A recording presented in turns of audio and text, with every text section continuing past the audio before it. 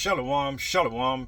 First and foremost, I do want to give all honor and all praises to Yahweh Bahashem, Yahweh Shai Bahashem, Rikaha Kwadash. Double honors to the apostles and elders of Great Millstone, whom I've learned this 100% truth. Salutations to the hopeful elect who are scattered in the four corners of the earth. Again, shalom. I'm Brother Kapasha coming to you once again with a brief lesson. Lord willing, it is edifying. And I just want to put out a few words of exhortation to the Akim and the Akwath. All right, it's simply, this is a straight and narrow walk, Israel. Once you put your hands to the plow, you can't turn back, as it says here in Luke 9:62. And Yahushua said, let me see. Okay, let's go right here. I was going to read. All right, hold on.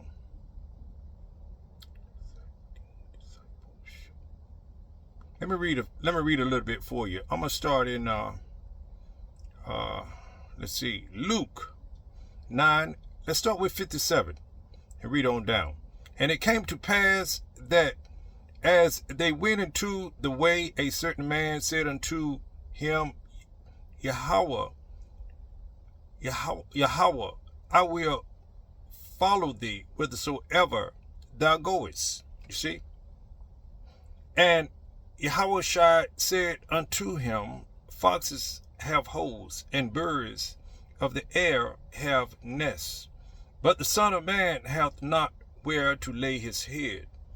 And he said unto another, follow me. But he said, Lord, suffer me first to go and bury my father.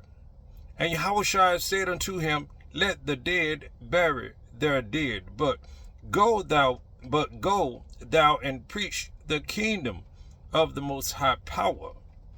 And another also said, Yahweh Hashem Yahushua, I will follow thee, but let me first go bid them farewell, which are at home at my house.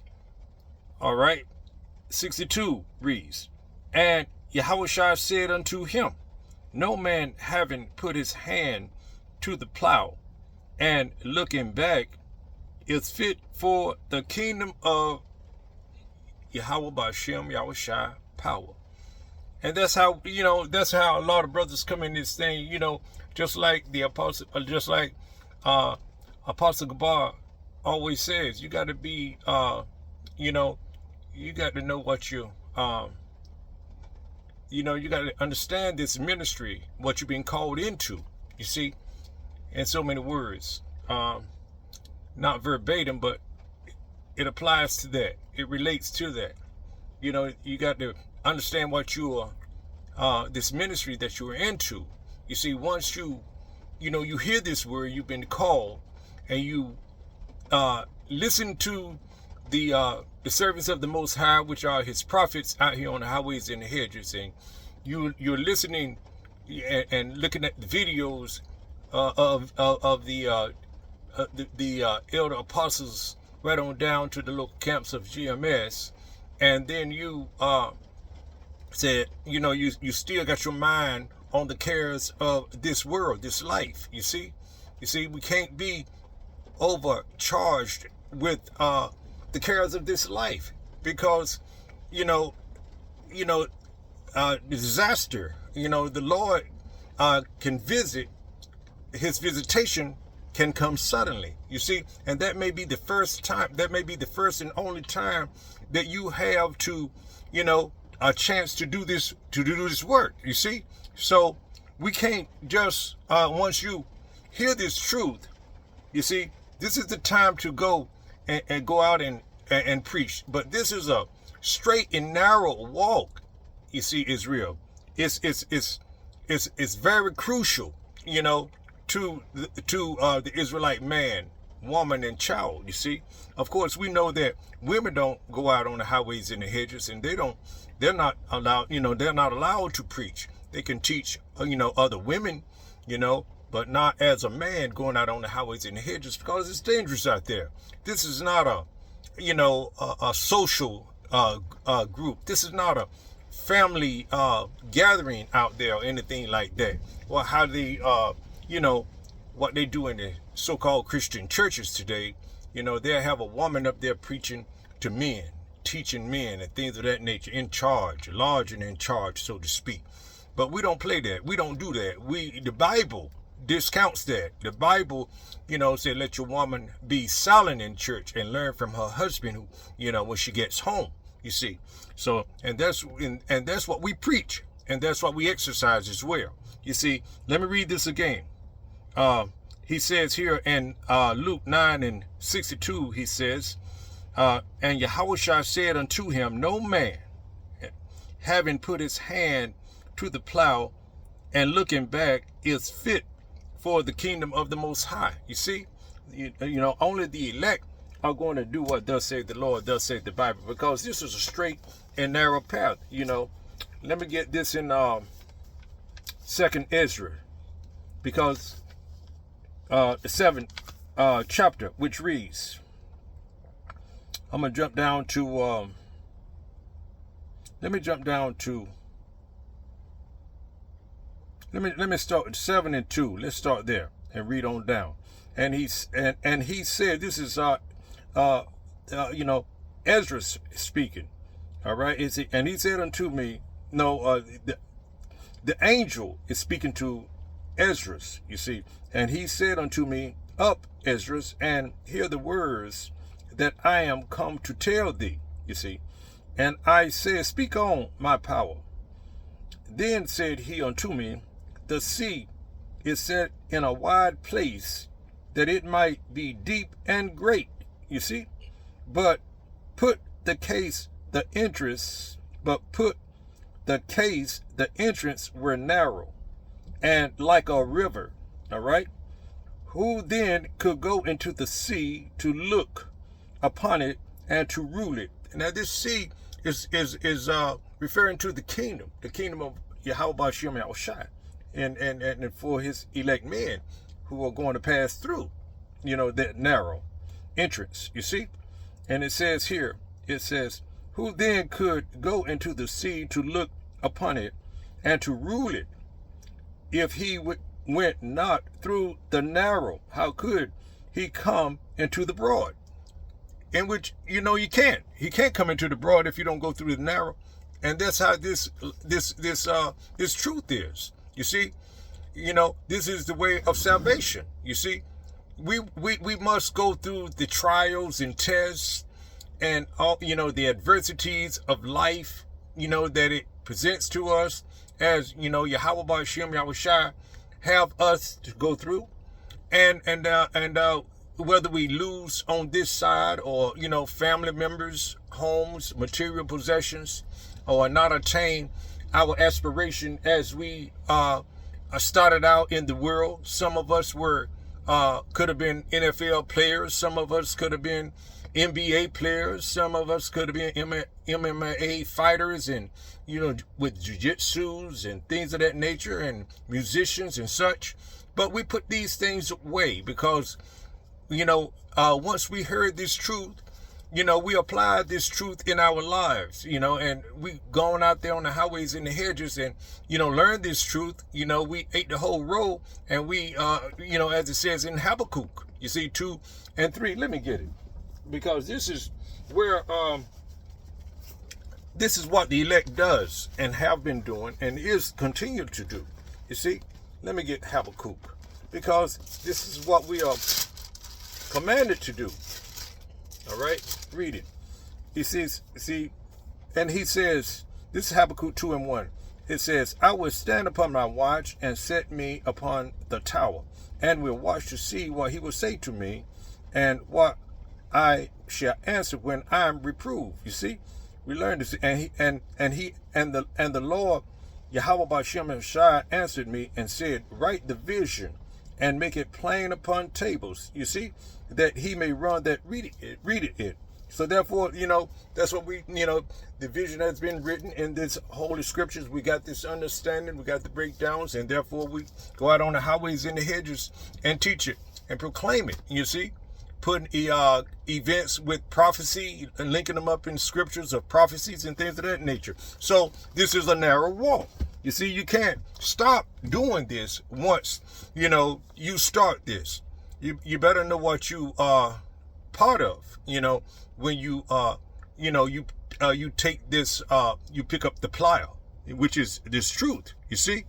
All right, now let's go on. Let's go back to 2nd Ezra, because, and it reads here, it says, let's go back to Ezra, the 7th chapter, and let's start with the 6th verse again. And it reads, there is also another thing, a city is built and set upon a broad field, and is full of all good things. You see, that city is the kingdom, all right? The entrance thereof is narrow, and is set in a dangerous place to fall, like as if there were a fire on the right hand, and on the left a deep water. You see, that's how this truth is. A lot of traps, a lot of distractions are all around us in this society. You're not going to live comfortably in this society with all the distractions. You're not going to just waltz in the kingdom without opposition and without the obstacles that are out here to set traps for us. You see, we're not, as it says in what's that, 2 Corinthians 2:11. Let me get it.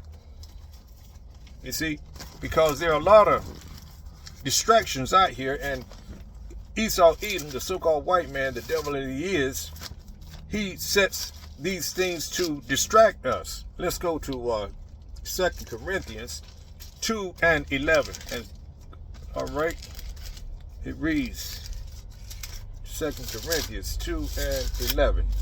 See what it reads. Yeah. Lest Satan should get an advantage of us, we are not ignorant of his devices. He has many devices, Israel.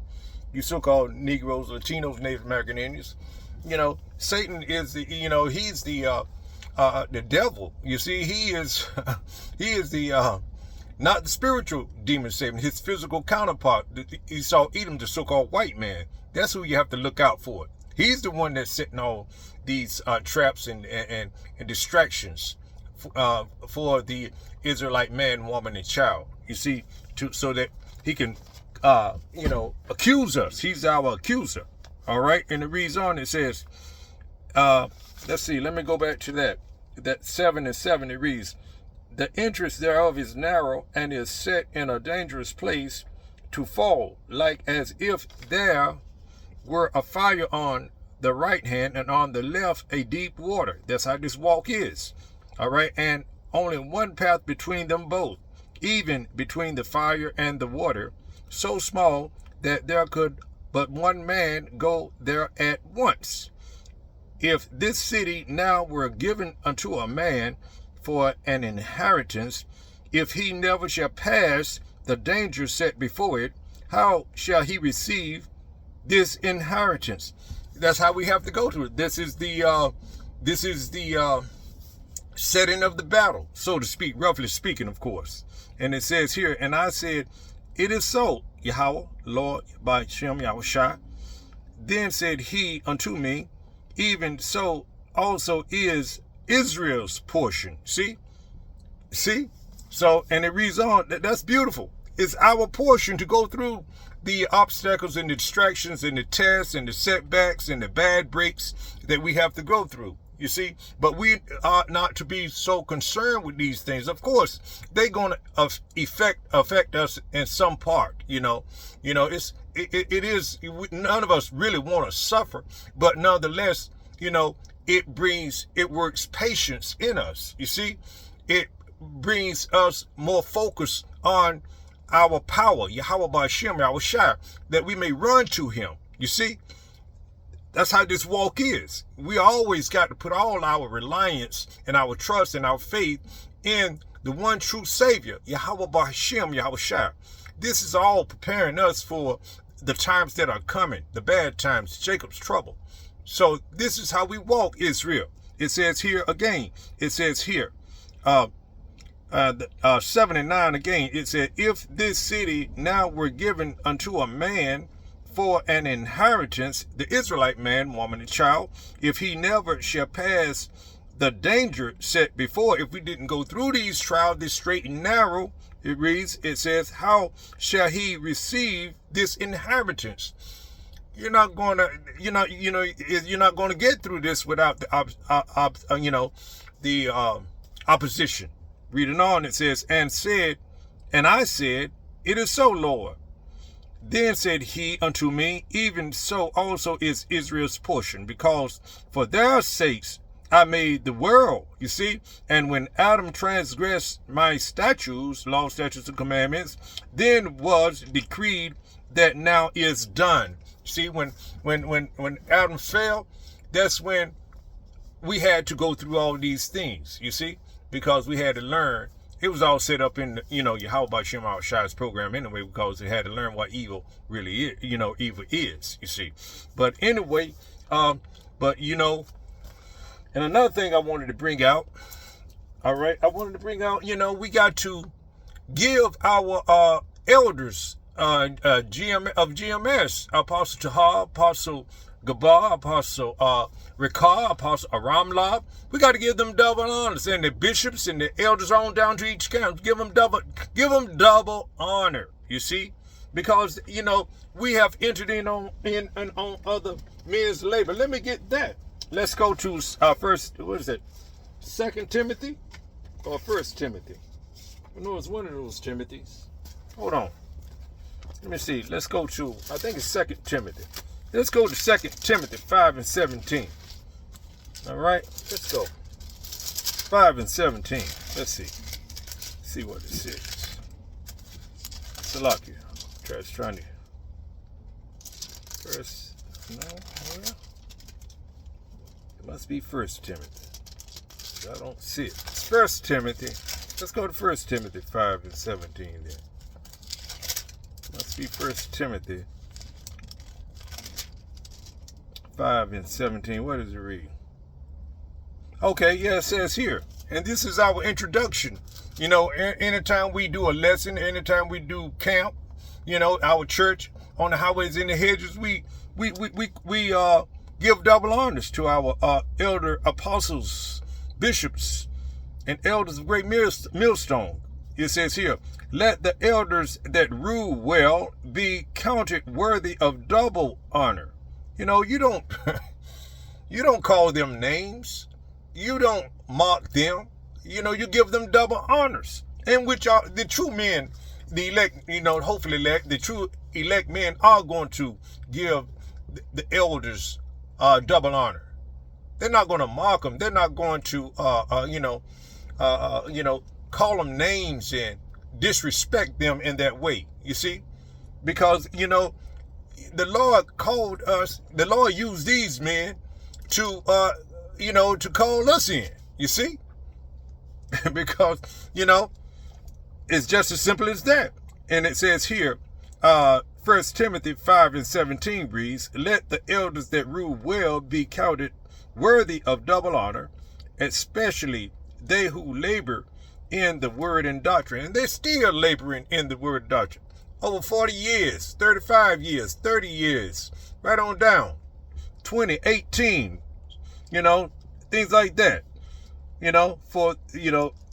so we must give them double honors to be respectful and to be appreciative, you see?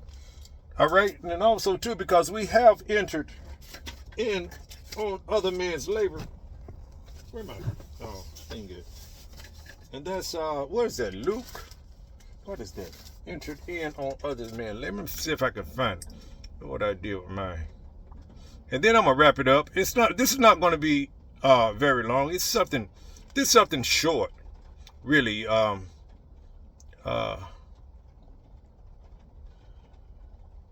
This is John 4:38. Let's go here. Let's go to John 4:38, because these are important things that we must continue to consider.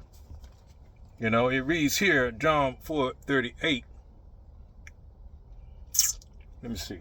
John 4:38. It reads, I sent you to reap that whereon ye bestowed no labor. Other men's labored, and ye have entered into their labors. Because we got the internet now. They didn't have the internet. You know, the elder apostles of GMS, Apostle Gabar, Apostle Tahar, Apostle Gabar, Apostle Ricard, and Ramlab, they did the work. They went to, you know, museums and the libraries and studied and took notes and things of that nature. They really put some time into this. They really carefully searched out these scriptures, and the Spirit was working upon them to do so. So therefore, we must give them double honors, because we have entered in on their labors, and we are very appreciative of it too. You see, the elect men are. We're not going to criticize our elders. You know, that's foolishness. You see, you don't criticize your elders. You see, you give them honor, double honor. You see, so you respect them. You see, so I hope this was edifying to some degree. You know, it was just something I just wanted to get out. It was on my heart to do so. So, Lord willing, you were edified to some degree. All right. With that, I must give all honor and all praises to Yahweh Bahashim, Yahweh Shai Bahashim, Rikah HaKwadash. Double honors to the apostles and elders of Great Millstone, whom I've learned this 100% truth. Salutations to the hopeful elect who are scattered in the four corners of the earth. Again, Shalom.